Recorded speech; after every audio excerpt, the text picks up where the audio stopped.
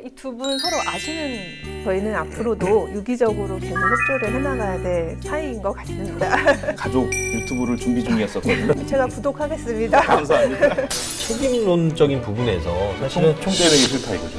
뭐 총대매기도 싫지. 특별히 바꿀 수가 없잖아요. 아, 얌체 같네요.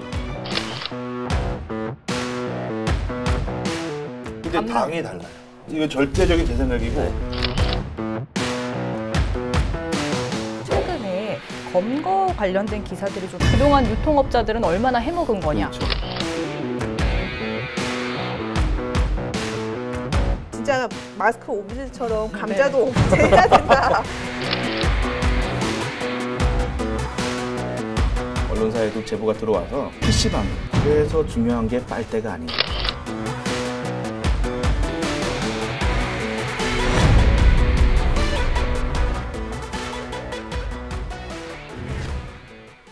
이슈의 비하인드를 더하다 강원도 기센 기자들의 수다타임 강원 기자회견에 저는 취재 AI 김선아 기자입니다. 그리고 제 옆에는 언제나 날카로운 데스킹 보여주시는 보도국장 최성식 보도국장님 나와 계십니다. 네, 안녕하세요.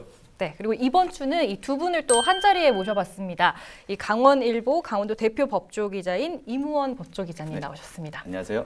네, 그리고 오늘도 아름다우신 민여 변호사님 나오셨습니다. 안녕하세요. 네, 원래 이 두 분 서로 아시는 분이 사이라고요? 네, 또 법조기자 시작하고 네. 나서 우리 강원지방변호사회 공보이사 네네. 하시죠. 네, 공보이사 셔가지고 함께 한번 자리를 지난해 했었고요.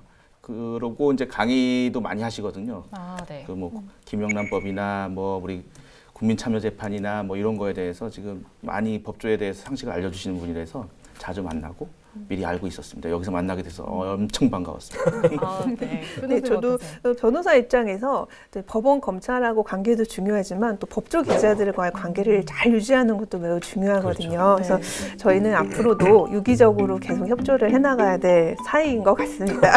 네. 너무 좀 준비된 멘트들이 미리 다 준비를 해오신 것 같아요. 첫 방들 다들 보셨죠? 좀 어떠셨어요? 반응이 저희는 엄청 좋았습니다. 시사 내용을 편안하게 이제 전문성 갖춘 분들이 얘기를 나눌 수 있다는 거, 요거 자체에 대해서 일단 기본적으로 좋았고, 요런 거를 제가 말씀드리면 뭐 할지 모르겠지만 우리도 가족 유튜브를 준비 중이었었거든요. 네네. 유튜브 채널 준비 중이었는데 이렇게 엄마가 사회 보고 아빠와 아들이 한번 이 사회 이슈를 유튜브로 만들어서 좀 전해주면 어떻겠느냐 할 때 요거가 기본 포맷이 될 것 같습니다. 나중에 경쟁 채널이 될 것 같습니다. 제가 구독하겠습니다. 감사합니다. 변호사님 보셨을 때 어떠셨어요? 네, 저도 굉장히 재밌게 봤어요. 일단 좀 사회 프로그램이라고 하면은 어느 정도 좀 딱딱할 수도 있고 또 기자님들하고 얘기하다 보면 좀 이제 사회 비판 뭐 이런 쪽으로 갈 것도 같았지만 의외로 굉장히 가볍게 볼 수 있는 또 재밌게 볼 수 있는 방송이었다라고 생각을 합니다. 그래서 이번 주도 좀 더 재미있게 앞으로 더 해보도록 하겠습니다. 13일 18시 기준 강원도 내 코로나19 확진자는 29명. 지난 10일 원주에서 확진자 1명이 나온 후 사흘째 변동이 없습니다. 한때 1000명에 육박했던 자가격리자도 100명대로 줄었습니다. 강원도는 도내 코로나19 사태가 진정세에 접어들었다고 판단하고 있습니다. 앞으로 남은 과제는 침체된 지역경제를 살리는 부분입니다. 본격적으로 이야기를 해보려고 하는데요. 여전히 좀 많은 사람들의 관심이 온통 코로나19에 쏠려 있습니다. 그 영향이 어디까지일지 좀 궁금한데 이 코로나19가 법원까지 지금 멈춰버렸다고요. 저희 같은 법조기자들은 사실 법원에서 재판이 열려야 밥값을 하는 기자들입니다. 네. 그런데 제가 알기로는 연초에 법관 인사 때 한 번, 네. 그리고 여름에 휴가 여름 기간에 2주간 해서 2번 정도 이제 정기적으로 휴정이 있는데 이번은 그 기간이 지금 연초에 너무 길어져서 제가 걱정하는 거는 아마 우리 변호사님도 그렇지만 사건이 이 길이 몰려가지고 하루에도 뭐 수십 건을 막 처리하고 그러거든요. 네. 몰려서 법정에 좀 신중함이라 그래야 되나? 신중함 그런 게 좀 무리가 있지 않을까 하는 좀 그런 걱정이 되고 그러면 있습니다. 실제 춘천지법하고 원주 강릉지원, 속초 영월지원 다 지금 재판은 안 열리고 있는 거죠? 그 춘천 같은 경우에는 네. 이제 법원 행정처에서 이제 좀 재판을 연기해라라는 권고를 받고 네. 3월 초에는 전부 다 법원이 쉬었고요. 예. 휴정을 했고 지난주부터는 재판을 하고 있습니다. 일부? 그래서 예, 3월 9일부터는 이제 시급을 다투는 사건, 이제 구속기간이 네. 제한이 있는 구속 사건들 같은 예. 경우에는 어쩔 수 없이 재판을 하고요. 다만 이제 좀 민사나 행정 사건처럼 시간이 좀 여유 있는 사건들은 다 변경을 한 상태고, 저도 이제 12년 차 변호사 일을 하고 있는데 네.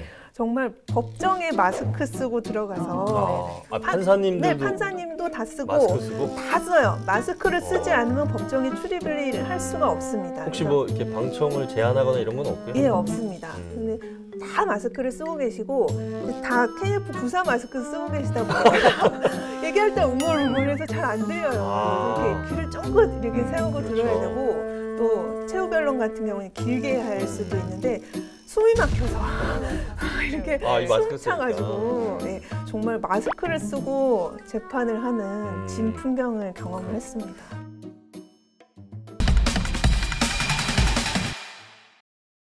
그럼 법원은 그렇고 네. 검찰이나 뭐 경찰 같은 경우는 뭐 일상적인 수사 같은 거는 진행을 어떻게 합니까? 사실은 별 차이가 없어요. 그냥 마스크 평상시하고. 쓰고 뭐 이렇게 하는데 어차피 접근권이라는 게 예전부터 피의사실 공표 뭐 이런 것 때문에 좀 상당히 제한적으로 돌아서 있는 상태거든요. 네. 그런데 이제 지금은 감염 전염을 시키면 안 된다는 그런 거에 초점 맞춰서 방역에 초점을 맞춰 있는 것 같고요. 다 열 측정기하고 발열 측정까지 하고 다 갑니까? 하고 여기에다가 그날 당일날 통과된 사람입니다. 증상 없는 사람이다 찍어서 보고된 사람만 들어가게 하고 있거든요. 그럼 뭐 소환 조사라던가 압수수색 이런 것도 좀 자제를 하는 뭐 그런 분위기인가요? 그렇죠. 지금으로서는 사실 사건 사고가 있지만 없는 좀 묘한 시기가 아닌가 이렇게 생각이 듭니다. 네, 보니까 뭐 이런 말도 있더라고요. 사람들이 이제 집 밖으로 안 나와서 집안에 부부 싸움이 많아져서 이혼 전문 변호사들만 숨통이 트였다 뭐 이런 말도 있더라고요. 상담 자체를 코로나 끝나고 가야겠다.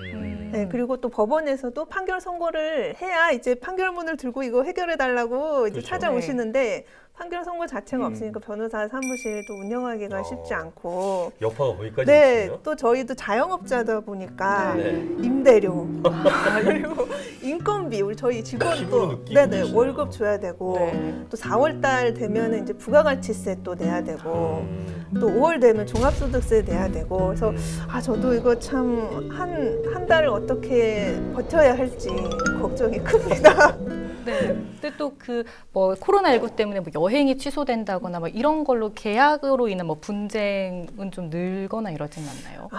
아직 상담이 많이 없으세요. 네네. 그리고 밖에를 안 나오시니까 일단은 나오셔서 이렇게 상담 후에 계약을 해야 되는데 나오질 않으시니까. 층간소음 문제도 많다고 해요.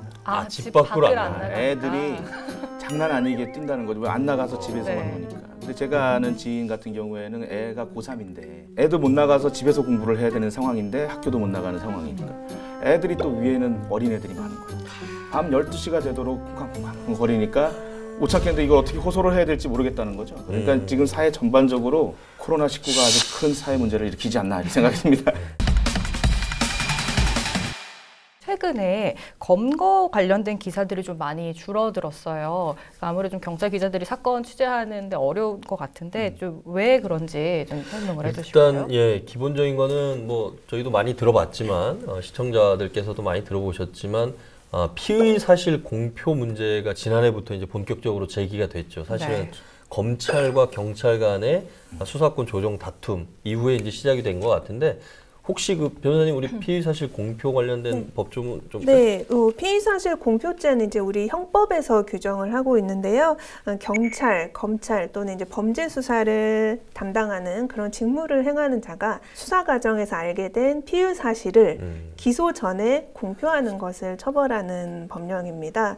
근데 이제 이 주체는 검찰, 경찰, 범죄 수사에 관한 직무를 행하는 자가 직무상 알게 된 이제 범죄 혐의 사실을 이제 검찰에서 수사가 다 끝나고 법원으로 재판을 넘기는 절차를 기소라고 하는데 그렇죠. 재판이 넘기기 전에 이제 외부에 공표하는 것을 처벌을 하고 있는데 이 실제적으로는 법령 자체는 벌금형 규정이 없이 징역형만 규정하고 있기도 굉장히 엄격한 법률이거든요. 네. 네, 제가 듣기로는 피해사실 공표죄로 처벌받았다는 검사분, 경찰분 한 번도 본 적이 없죠. 없는 것 네. 같아요. 신문이든 방송이든 사건 관련된 보도들은 그 출처가 경찰이나 검찰 아니고서는 네. 물론 이제 취재 과정에서 발굴해낸 기사들도 있지만 기본적으로는 수사기관에서 어떻게 수사를 하는지 어떻게 바라보는지 우리 통상적으로 그러잖아요. 춘천경찰서는 며칠 누구를 무슨 혐의로 뭐 구속했다 내지는 구속영장을 신청했다. 검찰도 마찬가지잖아요. 그렇죠. 그래서 저희가 수사 단계에서 어떤 우리 인식 속에 수사기관에서 구속을 시켰다면 아, 저 사람은 잘못했네 이렇게 알고 있잖아요. 재판 열리기 전에. 사실 그거를 규정한 얘기인 것 같은데 실제 법조 기자들 취재할 때는 어떻습니까? 과거의 얘기를 들어본 바로는 경찰과 검찰과 친해서 자유롭게 출입을 하고 네. 거기 쌓여있는 서류를 계속 보다가 이 사건은 뭔가요? 그러면은 뭐 이거는 아무것도 아니야 하면은 아무것도 아닌 게 아니구나 해서 알아보고 관계자를 취재를 해서 이렇게 정보를 알아서 기사로 다루는 경우가 종종 있었다고 하더라고요. 네. 근데 지금은 피의사실 공표죄 때문에 아예 입을 닫아버린 상태입니다. 그러니까 방법은 돌아다니는 정보를 알거나 속된 말로 빨대를 꽂아놔가지고 이 검찰과 경찰 중에 친분이 좀 이렇게 친소가 있는 사람들 통해가지고 살짝만 정보를 흘려주죠. 경찰서에서 검거 실적이 높은 데를 뭐 평가를 잘 해줘요. 뭐 우수 경찰관, 심지어는 우수 뭐 형사과에 뭐 저 강력팀이라든지 폭력팀이라든지 이런 데는 우수 경찰팀. 그게 뭐냐면 언론에서 보도를 하잖아요. 무슨 경찰서가 누구를 어떻게 검거를 했다. 그러니까 이런 것들이 어떤 실적화 돼가지고 평가하는 데도 반영이 됐다고 들었었는데 그래서 경쟁을 했죠. 과거에. 경쟁을 했죠. 근데 지금은 경쟁을 하는 게 아니라 공개가 되면은 피의사실 공표죄의 혐의자가 될 수 있으니까 입을 닫아버리는. 그래서 이제 공보실 쪽에 통해서만 됩니다라고 해서 공보실에 전화를 하면은 피의사실 공표 때문에 수사 진행 과정에 있는 건 얘기할 수 없습니다라는 답변이 공식 답변이죠. 네, 그러니까 취재가 엄청 힘들긴 힘든데, 근데 언론이 이렇게 수사 단계마다 이 수사 내용을 보도하는 게 과연 옳은 것인가? 저도 취재하면서 그렇죠. 이게 맞는 건가 싶을 때도 있거든요. 어떻게 생각을 하시는지 궁금합니다. 그 부분에 대해서는 저도 할 말이 있는데, 네. 그 사실 헌법상의 권리라고 할 수 있는 알 권리가 있잖아요. 이 사회가 제대로 돌아가기 위한 역할을 하는 여러 기구가 있고 단체가 있고 하지만 언론은 그 아주 중요한 역할이잖아요. 사회 공기라고 하면서. 그러니까 잘못된 부분, 이거는 경고만으로도 이런 사실이 있다는 것만으로도 의미가 있다고 하면 알려줘야 된다는 게 기본적인 보호 가치라는 얘기죠. 헌법상 얘기 나온 거 보면. 근데 그거와 방금 말한 피의사실 공표죄의 형법에서 금지하고 있는 부분과 이게 정확하게 충돌하고 있는 사례인데 어느 정도까지는 알려줘야 된다는 게 이제 공보 준칙으로 기준은 있어요. 보니까 있지만 첫 사례가 될까봐 지금까지 10년 동안 한 번도 한 300건 정도가 기소 여부가 검토되고 했지만 한 번도 안 됐는데 내가 첫 사례가 될 것 같아서 전국에 있는 모든 경찰, 검찰들이 몸을 사리고 있는 상황이다. 이 피해사실 공표죄로 보호하고자 하는 법익은 이제 무죄 추정의 원칙과 피해자의 인권 보호라는 원칙이 있고, 또 국민의 알 권리라는 차원에서도 이게 좀 상충되는 면이 있거든요. 그래서 일단은 원칙적으로는 피해사실 공표죄를 규정을 해서 기소 전에는 공표하지 못하도록 하지만, 또 이제 법무부 훈령이나 경찰청 훈령 같은 행정 규칙, 예를 들면 뭐 인권 보호를 위한 수사 공보 준칙 이런 훈령을 통해서 일부 예외적으로 공표할 수 있는 범위를 열어놓고는 있습니다. 근데 그중 제일 대표적인 게 오보가 발생할 수 있는 경우에는 차라리 정보를 객관적으로 공개를 해서 이 오보를 막아서 이제 인권 보호를 하자, 이런 부분도 있고, 또 예를 들면 중대 범죄, 강력 범죄, 강력 살인이라든지 이런 경우에는 또 기소 전이라도 또 얼굴도 공개할 수 있게 하고 있잖아요. 그래서 저는 좀 기자님들께 부탁을 드리는 게 하나가 있는데, 이렇게 물론 피해사실 공표죄로 좀 범위가 막혀 있기도 하지만 정말 객관적인 명확한 사실을 알려준다면 일반 우리 시민들에게도 알 권리를 충족시킬 수 있고, 또 아름아름 듣다 보면은 잘못된 정보로 인해서 또 이제 가짜 뉴스들이 퍼질 수 있어서 오히려 좀 그런 균형을 좀 기자님들께서 맞춰주실 필요가 있을 것 같아요. 사실은 근데 또 현장에서는 어떤 딜레마가 있냐면, 사실은 정보의 비대칭이 있거든요. 수사기관에서 알려주거나 뭐 흘려준다는 표현까지는 그렇지만, 알려주지 않으면 기자들이 알 수 있는 방법은 사건의 이해관계에 얽혀있는 사람, 또 그 내용을 아는 사람을 통해서 전해 듣고 이 부분에 대한 사실관계를 경찰이나 검찰에 이게 이렇게 수사하고 있는 거 맞죠? 이렇게 물어볼 수밖에 없거든요. 근데 그쪽에서 노코멘트 해버리면 수사를 하고 있는 건지 아닌 건지 어디까지 수사가 된 건지 알 수가 없어요. 취재 과정에서. 그러니까 사실은 아까 말씀하셨듯이 우리가 시민들 입장에서는 강력 사건이 발생하거나 중대한 사건이 발생하면 좀 빠르게 보도할 수 있는 게 언론의 이제 순기능이라고 볼 수 있는데 그게 이제 어떻게 보면 알 권리에 해당이 되는 거죠. 그런데도 불구하고 이런 것들 제한을 마냥 해버리면 사실 시민들 입장에서 정확한 정보를 지금 얼마나 SNS가 열려 있어요. 그러니까 그런 가짜 뉴스들이 또 돌아다닐 수 있는 좀 빌미가 되지 않을까 뭐 이런 생각도 그래서 중요한 게 빨대가 아닌가. 그러니까 관계자 수사 관계인 중에도 생각이 있으신 분들은 내가 이거는 원칙상 안 되지만은 이 정도는 알려줘야 이 사회가 제대로 오보 없이 갈 수 있다라는 생각을 가지신 분들이 있어요. 네. 있기 때문에 그러면 저희는 이제 언론의 기자들 사이에서는 저분은 보호해야 된다. 그러니까 그 사실은 확실하니 다른 보강 취재를 해가지고 그것을 뒷받침할 거를 추가 취재를 해서 기사화 시키는 노력을 지금 하고 있고요. 그러니까 최근에도 저 허위 이제 좀 이따 나오겠지만 허위 동선 발표 이런 것도 사실 딱 그 사례잖아요. 아직 수사 들어갔는데 기소도 안 된 상태인데 보도가 됐죠. 근데 보도가 됐죠. 네. 보도를 할 수밖에 없는 거예요. 이걸 하지 않으면 오보가 나고 누군가가 또 한 사람이 다른 혐의가 없는 사람이 또 이제 혐의자로 오해받을 수도 있고 손해를 볼 수 있고 피해를 입을 수 있으니 이럴 때 필요한 게 바로 이제 공보준칙상 오보를 막을 수 있는 공식적인 사례가 아닐까. 그래서 공식 브리핑이 필요하다 이렇게 생각합니다. 이게 사실 뭐 우리 영화상에서도 봤지만 1987이라는 영화에서도 보면 그 신문 기자가 그 탁하니까 뭐 억하고 죽었다는 그 내용을 사실은 검사실을 돌아다니면서 우연히 취재를 알게 돼서 결국 그게 6월 항쟁의 어떤 도화선이 된 거잖아요. 박종철 군 고문치사 사건 이런 것도 어떻게 보면 정확화된 정보를 유통하지 않음으로 해서 발생했던 사건이 아닌가 그런 생각이 좀 드네요. 강원지방경찰청은 12일 지방청 기동대 소속 A경장을 업무 방해 혐의로 불구속 입건해 조사하고 있다고 밝혔습니다. A경장은 지난달 22일 SNS 대화방에 춘천에서 발생한 도내 첫 코로나19 확진자의 동선을 사실과 다르게 유포한 혐의를 받고 있습니다. 경찰 조사 결과 A경장이 유포한 춘천 확진자의 이동 동선은 확진자와는 아무 관계가 없는 것으로 드러났습니다. 방금 또 앞서 잠깐 얘기가 나왔는데 이 현직 경찰관이 코로나19 확진자 관련해서 이동 동선을 허위 유포한 혐의로 입건된 내용을 좀 더 자세하게 이야기를 해보도록 하겠습니다. 그게 좀 깜짝 놀랐죠. 좀 어이없는 상황이기도 하면서 그 사실 지난달 20일 첫 확진자 2명이 있었는데 여성이라고만 알려져 있고요. 그 둘이고 근데 그 동선 중에 하나가 PC방이 있었어요. 그리고 봄내체육관이 있었고 뭐 이렇게 있는데 빠르게 돌았거든요. 이게 이분의 동선이다라고 하면서 SNS를 통해서 막 돌고 이게 맞냐 하면서 이제 저희에게도 언론사에도 제보가 들어와서 저는 딱 봤을 때 여성인데 PC방에 이상하다 싶어가지고 이제 방역당국에 물어봤더니 거기서 진술한 거랑 다르다라고 이제 발표를 했어요. 그래서 이제 가짜뉴스 초점 맞춰서 기사가 많이 나갔죠. 근데 이미 그것으로 인해 가지고 그 해당 업체들은 큰 손해를 봤단 말이죠.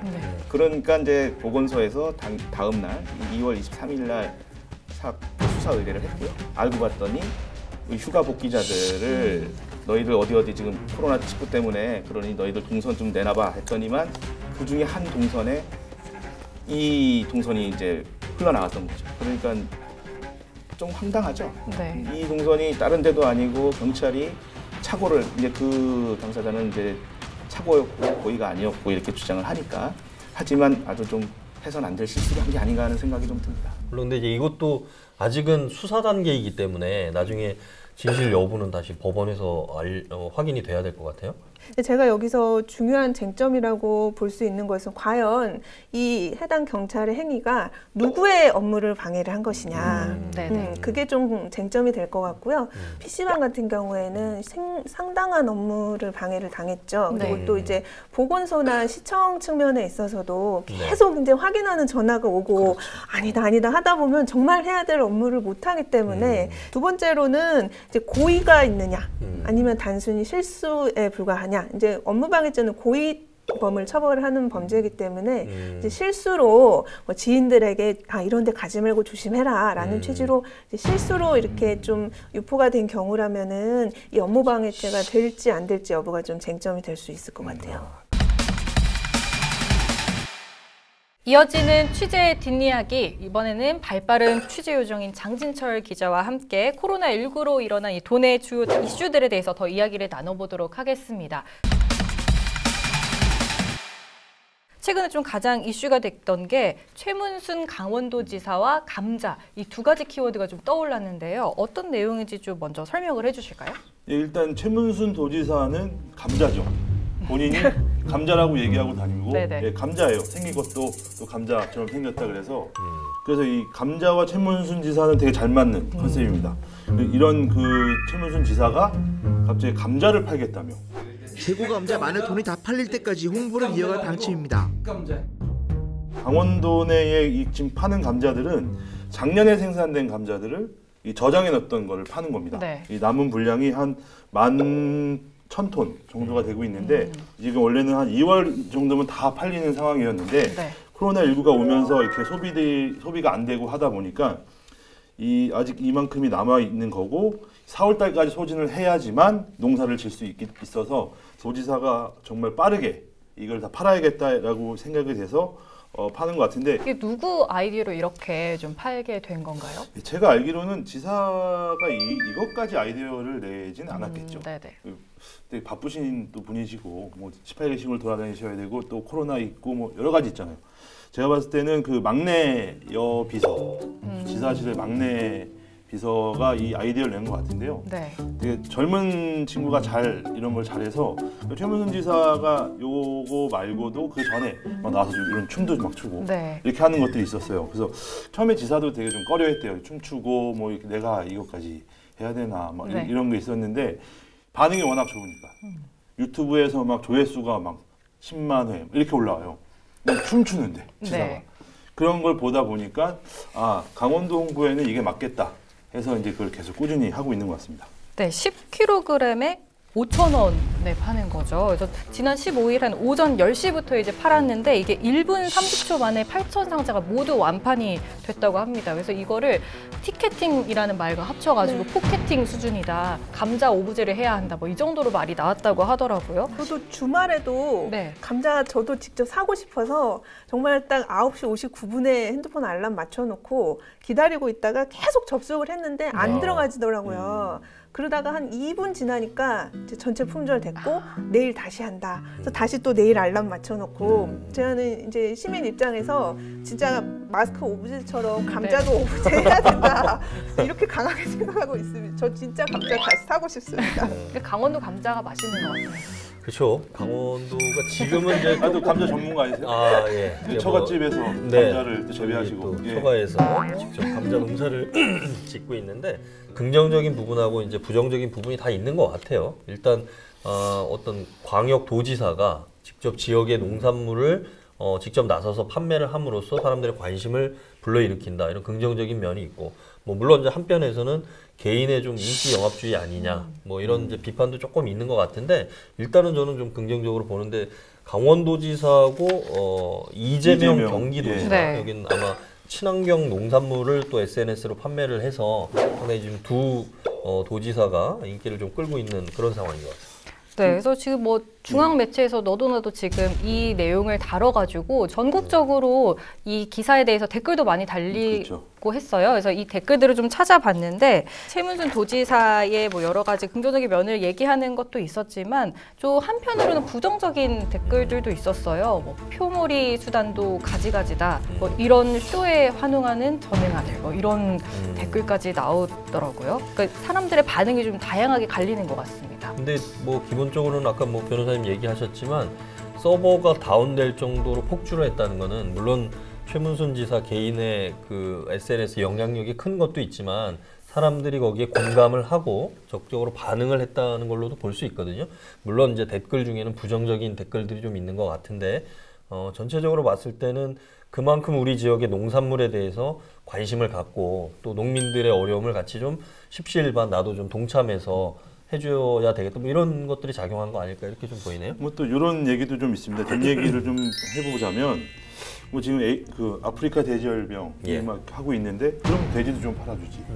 네. 라는 이런 얘기도 있고 뭐 일단은 이게 핵 감자, 핵 세일이라는 말을 지금 쓰고 있어요. 그 지사가 또 반대 좀 이런 안 좋은 댓글이 달리는 이유 중에 하나가 보면 또 총선을 앞두고 있는 상황에서 이거를 또 정치적으로 이용하는 거 아니냐라는 좀 우려 때문에 그런 것 같은데요. 두 번째 좀 안 좋은 것들이 하나가 지금 10kg에 5,000원 너무 싸죠. 그러니까 제가 어제 그 마트에 가서 이 장을 보느라고 이 감자를 샀는데 세 알에 5,000원. 지금 가격이. 근데 이거를 10kg에 5,000원으로 판다는 거는 지금 마트에서 판매되는 거는 아마 수확된 지 얼마 안 된 감자일 가능성이 있습니다. 상품성이 좋은 거죠. 근데 이제 지금 강원도에서 SNS를 통해서 판매하는 거는 좀 저장된 감자이기 때문에 다소 약간 품질에 좀 차이가 좀 있을 거고, 또 한 가지는 지금 이야기한 대로 강원도에서 판매하는 거는 수매에 놨던 감자이기 때문에 그 수매하지 않고 직접 납품을 하는 일반 농가들한테는 실질적인 도움은 없을 수는 있어요. 그래서 물론 뭐 어떨지 모르겠습니다. 지금 다른 농작물 아까 얘기한 뭐 아프리카 돼지열병 때문에 양돈 농가도 어려움이 많았고 뭐 이따 좀 얘기하겠지만 화천 산천어 축제 때도 뭐 어려움이 있었는데 어떤 건 팔고 어떤 건 안 팔아주고 뭐 이런 데서 또 오는 좀 약간 그래서 결국 감자니까 또 감자를 파는구나 이런 것 때문에 좀 아쉬움이 있었고 또 SNS 보시면 지금 최면 지사 가서 직접 이렇게 싹을 트는 것들이 계속 지금 올라오고 있는데 굳이 그것까지 사진을 찍어야 됐냐? 그죠? 너무 이게 홍보성 아니냐라는 이런 또 얘기도 있어서 제가 봤을 때는 저도 생각했을 때 이거는 가서 이렇게 화투장으로 또 화투장도 나왔어요. 화투장으로만 깐다고 하는데 굳이 그것까지 이렇게 올려서 해야 돼. 보니까 연합뉴스에 실린 사진도 보면 다 그겁니다. 다. 도지사하고 평창군수하고 도의원 다 정치인이네요. 그러고 보니까 팔려고 하는 하나의 뭐 이렇게 홍보 수단이긴 한데 너무 정치색이 묻어나지 않냐라는 또 이런 얘기 근데 목소리가 있습니다. 이름도 보니까 이게 PTS가 그죠? BTS K-pop 거기에 붙여가지고 포테이토를 PTS 이렇게 얘기를 하는 것 같더라고요. 이름은 잘 져요. 날림이지 않나요? 저희도 조만 이따가 하겠지만 헤드라인 져야 되니까. 이런 헤드라인 부탁드리겠습니다. 다시 준비를 해야 되겠네요. 그러니까 뭐 그런데 또 이런 거 관련해가지고 이게 뭐 최문순 도지사가 아니라 뭐 강원도청 말단 공무원이 팔아도 10kg에 5,000원이면 금방 팔리겠다 뭐 이런 얘기가 있더라고요. 그래서 뭐 10,000원으로 올려달라는 이 뭐 댓글들도 있었고, 그러니까 뭐 이 10kg에 5,000원이 유통이 된다는 걸 보면 그동안 유통업자들은 얼마나 해먹은 거냐, 뭐 이런 말까지 나오는 것 같습니다. 그러니까 코로나19 때문에 이제 감자까지 마스크에 이어서 이렇게 감자까지 이슈가 될 줄이야. 역시 강원도는 감자인 것 같습니다. 다 강원도 분. 여기는 저희만 감자입니다. 여기 고구마. 썰렁하네.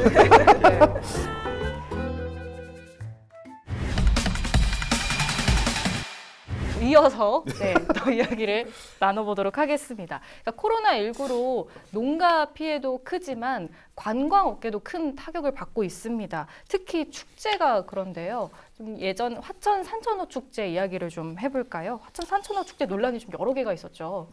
이번 화천 산천어 축제는 딱 정말 저 최문순 우리 군수 똑같은 또 최문순 화천 군수 최문순 군수한테 화천 국민한테 죄송한 얘기지만 망했다. 라고 좀 표현을 하고 싶습니다. 왜냐하면 일단 날씨부터 안 도와줬고 거기에 뭐 날씨 안 도와서 3번 연기했는데 하려고 했더니 또 갑자기 그 코로나19가 탁 터지면서 사람들이 아무도 안 오고 실제 지금 올해 방문객이 42만 8천 명 정도입니다. 지난해 184만 명이 왔어요. 4분의 1로 뚝 줄었는데 정말 화천 지역에서는 이 산천어 축제가 어떻게 보면 한 해 농사예요.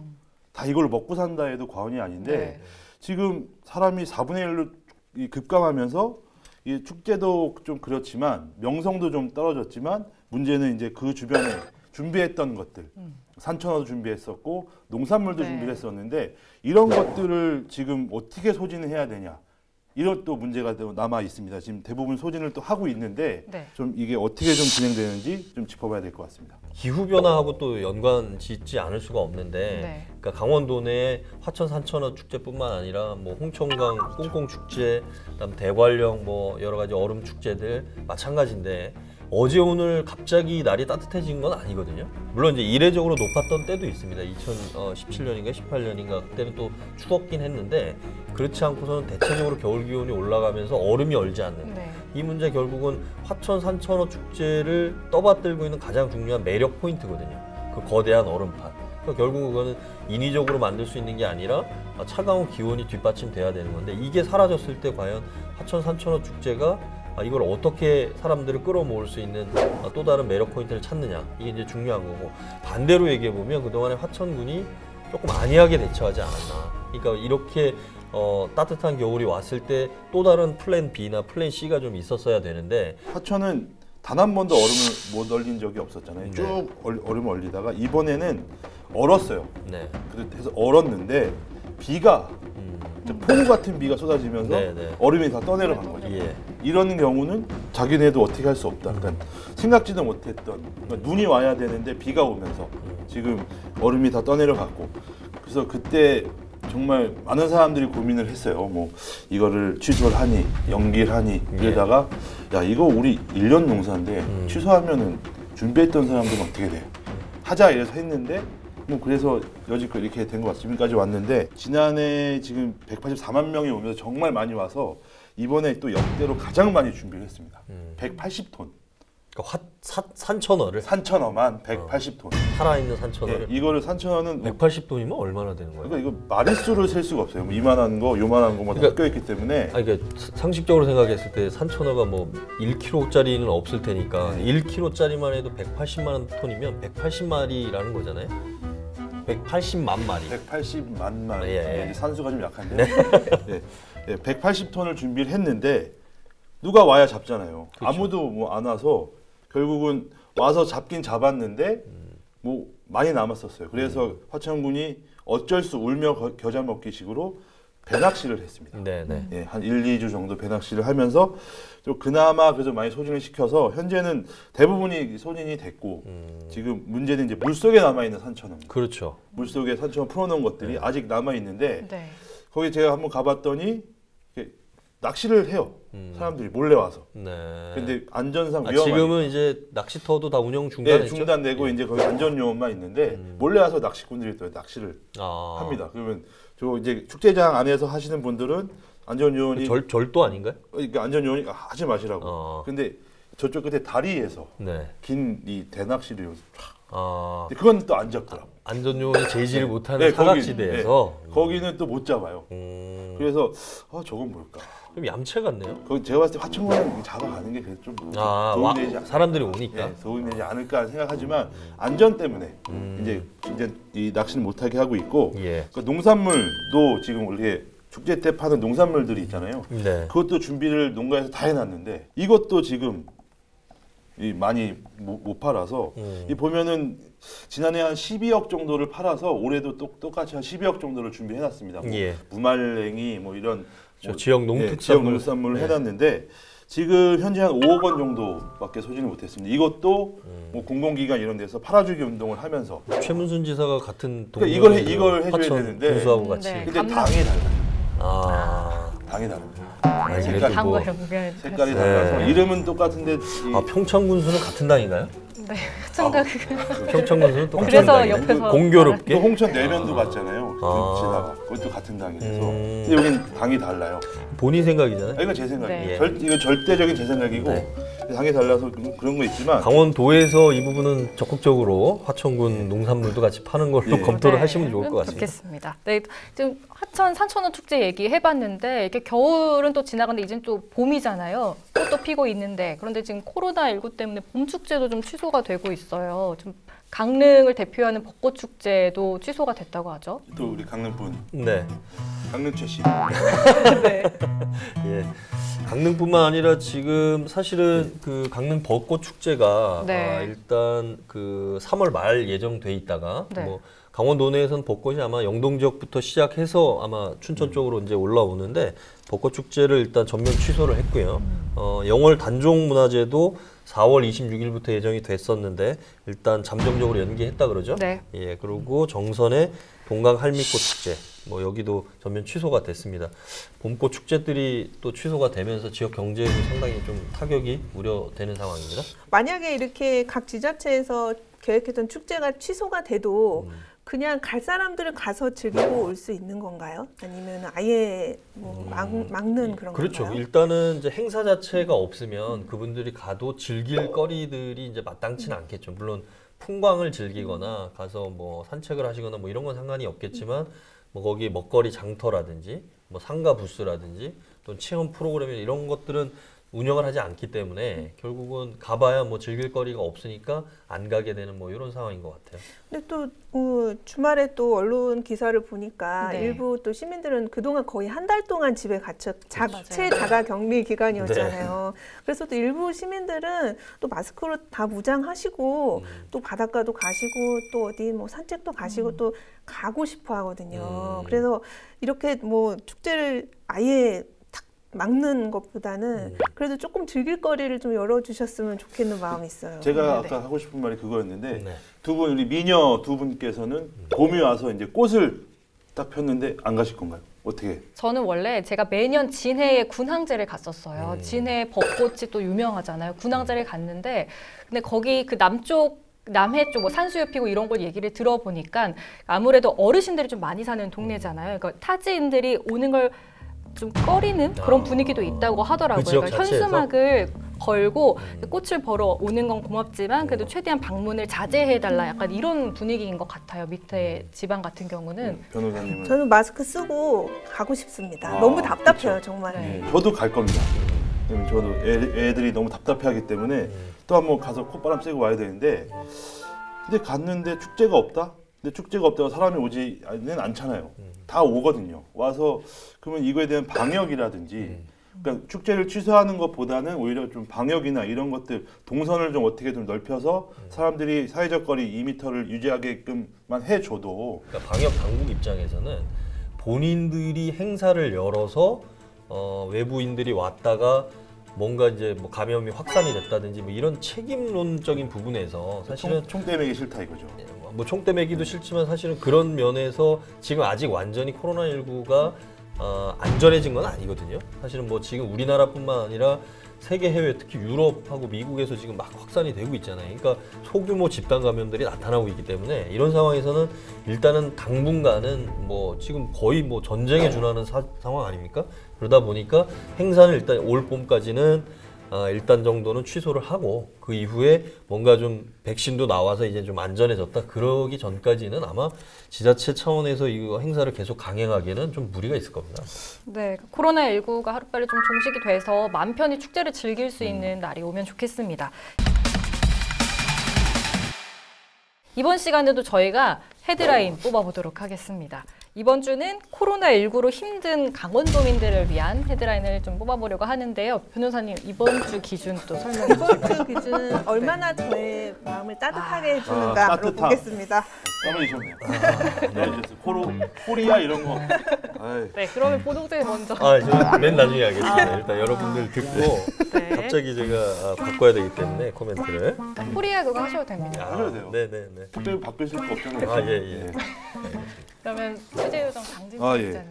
저는 요정이기 때문에 네. 팔랑팔랑 날아다니는 느낌으로 봄 그리고 코로나19 희망이 싹트고 있다라고 하겠습니다. 네, 제가 말씀드릴까요? 감자가 보여준 희망, 코로나 함께 이겨냅시다. 따뜻하네요. 제 거 따뜻하지 않았나요? 따뜻합니다. 따뜻합니다. 달궈졌습니다, 이제. 여기서 찬물을 얼음을 네. 저는 이렇게 가겠습니다. 예, 뭐라고 얘기를 해도 원래 하려는 거는 코로나19는 코리아를 이길 수 없다. 뭐 이걸 하려고 했는데 이게 너무 좀 아닌 것 같고. 예. 그래서 저는 코로나19 극복 우리 모두가 동참할 때 가능하다. 뭐 이런 정도로. 사설. 좋은 말씀이십니다. 논설위원 네, 가시려는 건 아니시죠? 네. 다음 주에 좀 더 준비를 하는 예. 뽑아보겠습니다. 뽑아요. 네. 이제 좀 코로나19 때문에 봄이 사라진 것 같아요. 우리 시민들도 마음이 팍팍해지고 갑갑한 상황이라서 좀 봄이 다시 좀 살아났으면 좋겠는 희망을 가지고 저는 취재요정님의 봄 그리고 코로나19 희망이 싹 트고 있다를 결정했습니다. 얘들아 아빠 상 탔다. 축하드립니다. 이게 뭐라고. 그러니까요. 괜히 아쉽고 괜히 내려오겠습니다. 헤드라인.